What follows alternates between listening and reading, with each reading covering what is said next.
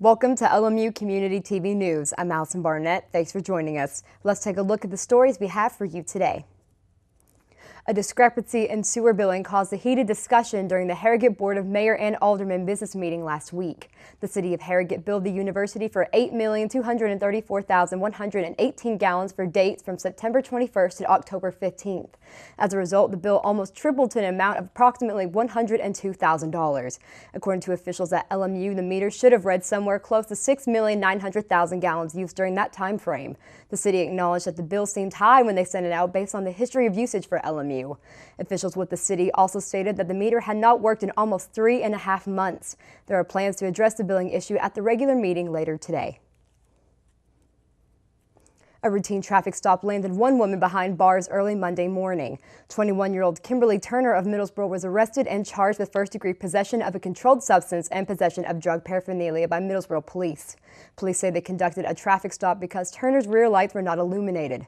During the stop, officers noticed Turner's eyes were very bloodshot and the vehicle had a strong marijuana odor. The citation states Turner admitted to using methamphetamine and smoking marijuana. During a search of the vehicle, police found a pill bottle containing a bag of crystal-like substance believed to be methamphetamine and marijuana. Turner also received several other charges during the incident. She's being held at the Bell County Detention Center. Citizens of Bell County will line the streets on Saturday to see several Christmas-themed floats. The city of Middlesboro is set to host their annual Christmas Parade at 1 p.m. The parade will stretch from 15th Street to 21st Street. This year's Grand Marshal will be honoring former Middlesboro standout and UK football player Greg Page. Page is one of the first African Americans to receive a scholarship to play football in the Southeastern Conference. In his place, Greg's brother Melvin Page and his son Solomon will be in attendance at the parade. The parade will also include appearances by the UK Sweetheart Majorettes, Miss Kentucky Katie Bouchard, Stella Parton, Mickey and Minnie Mouse, and of course, Santa Claus. Craft and food vendors will be selling their products from 11 a.m. to 5 p.m. between 19th and 21st Street. After the parade, there will be plenty of activities, including music and entertainment. The city will light the tree between 5:30 and 6:30 p.m. Immediately following the tree lighting, there will be hot chocolate, cookies, and a movie at the Levitt lot. Now let's take a look at your community calendar of events coming up over the next couple of weeks. Breakfast with Santa will be held in Middlesboro on December 1st at the Middlesboro Public Library. Session 1 is from 9 to 10 a.m. and Session 2 is from 10:30 to 11:30 a.m. This year's theme is How the Grinch Stole Christmas. Tickets are first come, first serve. Ages 0 to 10 years old for both sessions. That was your community calendar, but stay with us. It's coming up after the break. Brandon Burke will be bringing you your sports report right here on LMU Community TV News. Hi, I'm Dr. Shields, and I'm a physician and the medical director at LMU Medical Clinics. This is a brief announcement about keeping LMU and you healthy during the upcoming flu season. Influenza, or flu for short, is a virus that causes fever, body aches, and upper respiratory symptoms like cough, runny nose, and sore throat. It is transmitted through the air and can even be spread on objects touched by someone who has the flu. The virus spreads easily from person to person and is most active from October through March. There are 3 things you can do to prevent becoming ill with the flu. First, get vaccinated. The most effective way of preventing the flu is to get the flu vaccine every year. The vaccine does not give you the flu or make you sick. The vaccine may not be 100% effective, however, it does offer significant protection and lessen the symptoms should you get the flu. The CDC recommends everyone 6 months and older be vaccinated before the flu season begins. Number 2, wash your hands. Stop the spread of germs and protect yourself with frequent hand washing with soap or alcohol-based hand sanitizer. And third, if you are sick, stay home. Should you become ill with flu-like symptoms of fever, sore throat, cough, limit your contact with others. Schedule an appointment as soon as possible with LMU Medical Clinic or your healthcare provider.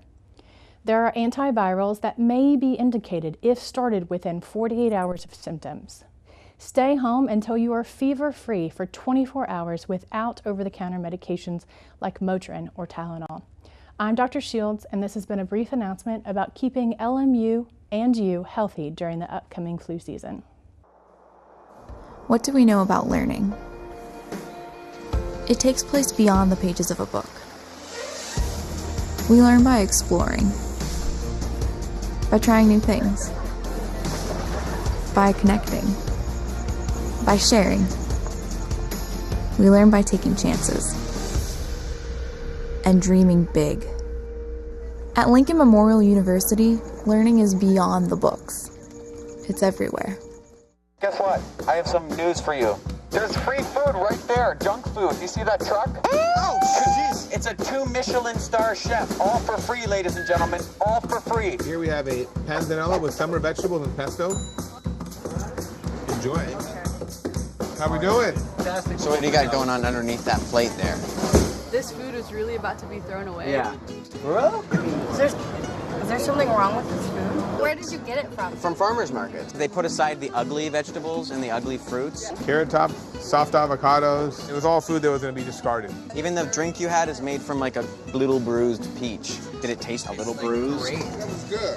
The average person throws away 24 pounds of food a month. That's a lot. Isn't that a lot? Go visit savethefood.com for more information. Thank you.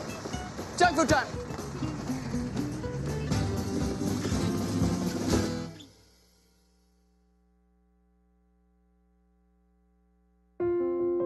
I love taking care of my mom. It wasn't easy at first. She learned how to better communicate her needs. And you learned how to not ignore yours. I discovered how to make healthier meals. And I discovered how much I enjoyed them.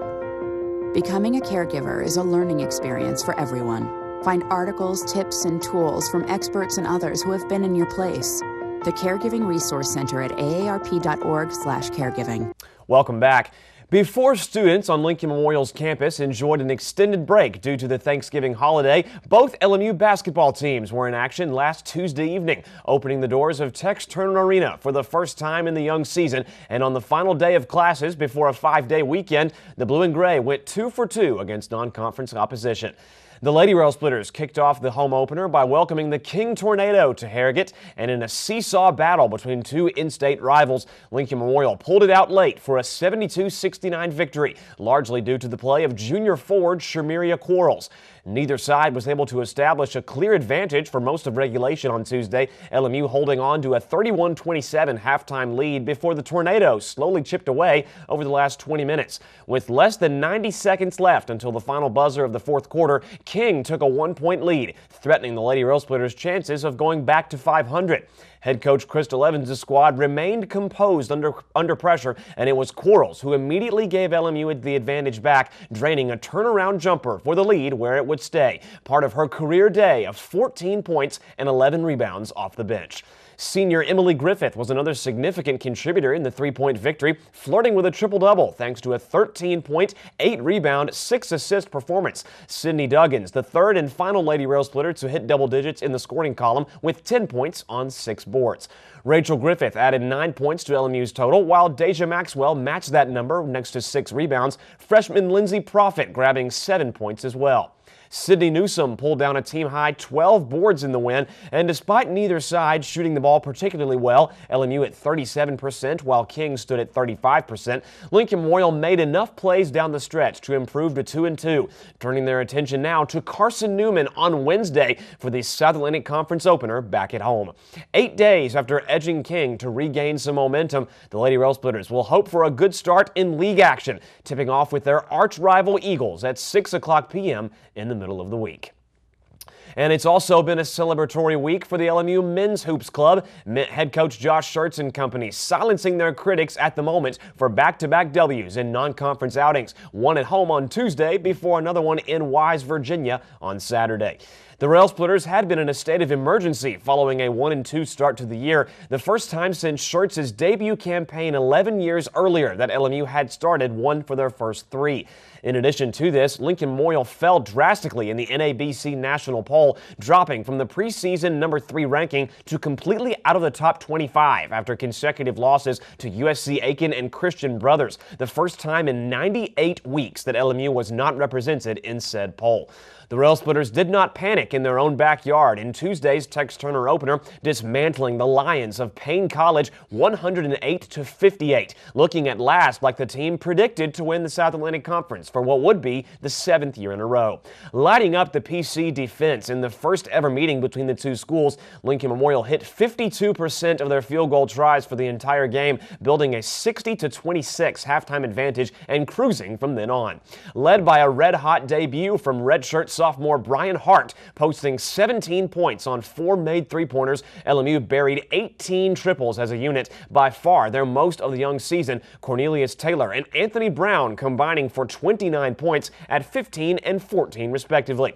The 50-point annihilation over Payne sent the Rail Splitters to UVA Wise on Saturday, riding a huge wave of momentum, and there would be no post-Thanksgiving hangover for the Blue and Gray over the weekend, outlasting the Cavaliers 87-77 in a game more resemblant of a track meet than a basketball game, besting the Cavaliers for the 6th straight time while collecting their first true road win of the season. With both teams nearly even in terms of shooting efficiency at a frantic pace, LMU with a 39% clip from the field while UVA Wise hit 38%, Lincoln Memorial's bench produced a whopping 47 points on Saturday, led by a team high and a career high from freshman Julius Brown, the Columbus, Ohio native, tallying 20 points. Cameron Calhoun and Alex Dalling were both efficient as well in the 10-point triumph, both adding 19 to the scoreboard, the former with 8 rebounds and the latter doing so on 6 made buckets from three-point territory. Anthony Brown finished the day just 1 assist shy of a triple-double in an under-the-radar performance, hitting 13 points and 11 rebounds with his 9 helpers, while Cornelius Taylor chipped in 10 points next to 8 boards and 0 turnovers. Speaking of turnovers, Lincoln Memorial only surrendered 12 of those for the game, significant when learning that there were already 9 after 20 minutes of play. And now that LMU is out in front to a 3-2 overall record, sack play begins on Wednesday, and it comes with a twist. The Carson Newman Eagles visiting Harrogate for an 8 p.m. tip-off once the women's contest beforehand has concluded.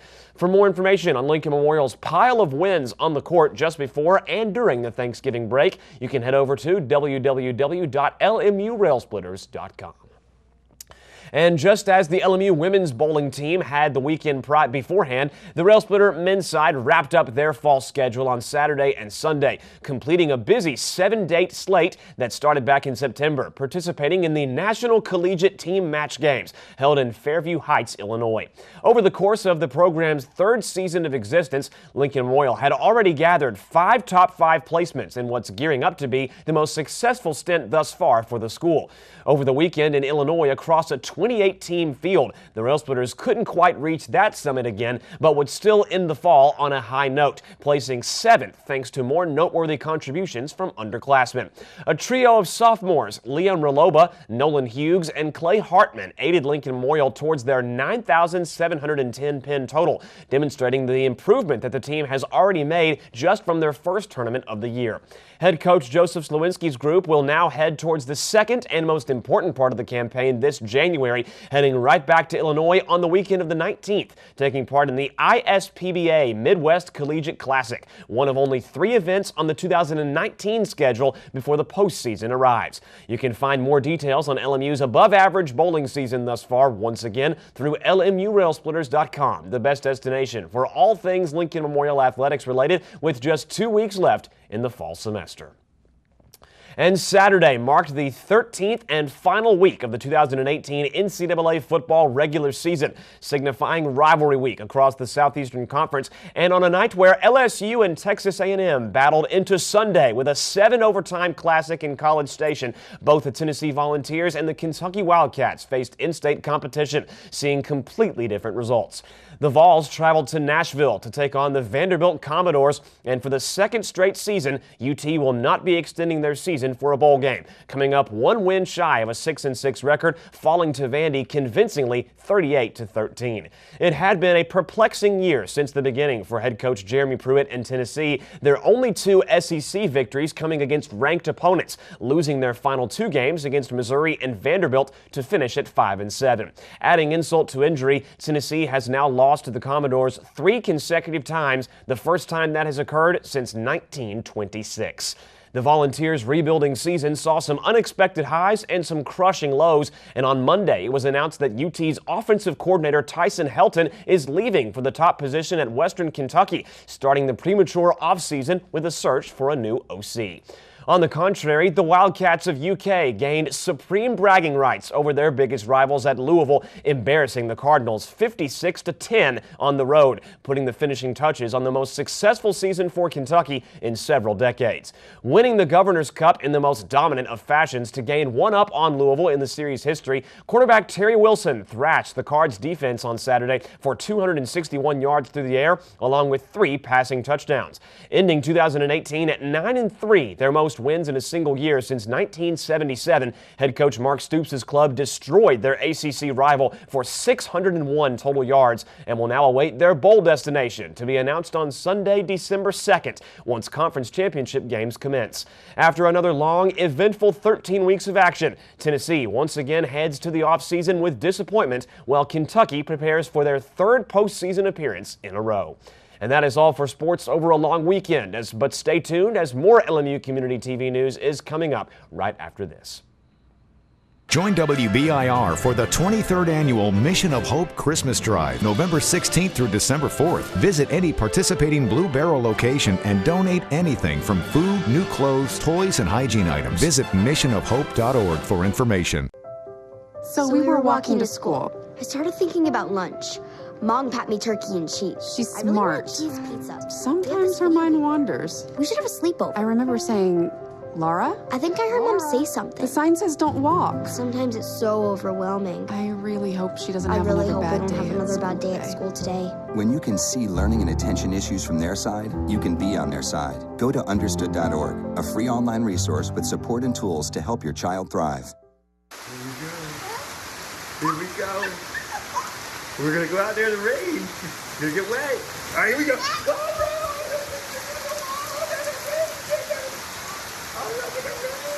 Okay, quick.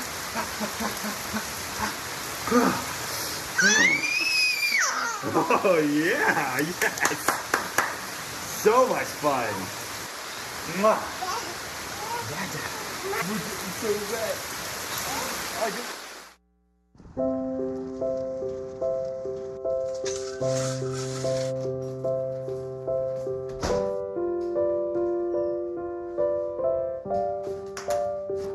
I like to eat apples and bananas. I want to eat apples and bananas. I need to eat apples and bananas. Why can't I eat apples and bananas?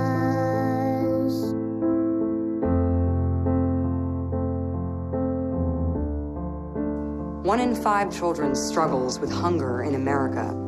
Support the Feeding America nationwide network of food banks to help provide meals to those in need. Join us at feedingamerica.org. Thanks for watching LMU Community TV News. I'm Allison Barnett, and have a great evening.